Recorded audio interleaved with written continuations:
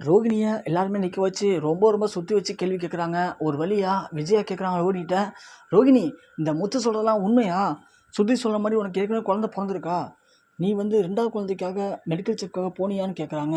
அப்போதைக்கு ரோகிணி யாருமே எதிர்பார்க்காத ஒரு ட்விஸ்ட்ட சொல்றாங்க. "அப்பல்லாம் ஒண்ணுமே இல்ல அத்த. நான் வந்து குழந்தை பெத்துக்கிறதுக்கு எதனால டிலே ஆகுது அப்படிங்கிறத செக் பண்ண தான் போனேன்.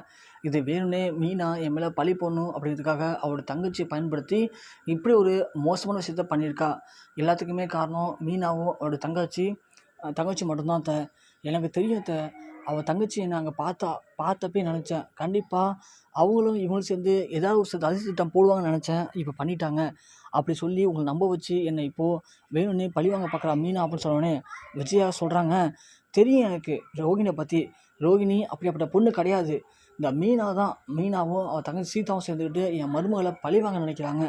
ஏங்க, அவளாம் ஒரு ஆளுன்னு அவ வந்து சொல்றான்னு கேட்டுட்டு, நீங்க இப்படி தேவையில்லாத பிரச்சனை பண்ணிட்டு இருக்கீங்களே!" அப்படிங்கிற மாரி அந்த இடத்துல விஜயா கொந்தளிக்கிறாங்க. ஸோ விஜயா கொந்தளிச்சு பார்த்த உடனே முத்து சொல்றாரு, "அப்படியா? அப்படின்னா ரோகிணிய போயிட்டு அந்த ரிப்போர்ட் எடுத்து வர சொல்லுங்க.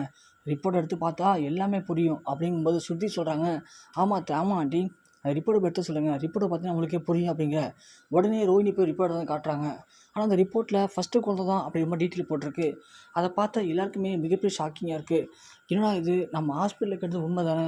சீதாவ போய் விசாரிச்சாலே அதுதானே சொன்னாங்க." அப்படிங்கிற மாரி மீனா, ஸ்ருதி, முத்துன்னு சொல்லி எல்லாருமே ஒருத்தர் பார்த்துக்கிறாங்க. அப்போதைக்கு ரோகிணி சொல்றாங்க, "நான் தான் சொன்னேன்ல ஆண்டி, இவங்கலாம் வேணும்னே என்ன பழி வாங்கணும் அப்படிங்கிறதுக்காக இப்படி தேவையில்லாம உங்கள ஏத்தி விடுறாங்க. நீங்க போய் இதெல்லாம் நினச்சுக்கிட்டு என்ன வந்து சந்தேகப்படுறீங்களா ஆண்டி? எனக்கு ரொம்ப கஷ்டமா இருக்கு ஆண்டி." அப்படிங்கிற மாரி ரோகிணி ஃபீல் பண்ண, விஜயாவுக்கு ரொம்பவுமே ஒரு மாரி அசிங்கமா போச்சு. இந்த முத்து, மீனா இவங்க பேச்ச கேட்டு நம்ம வந்து கேட்டோமே, நமக்கு இது தேவ தானா? அப்படிங்கிற மாரி முத்து, மீனாவையும் கண்டபடி கத்துறாங்க விஜயா.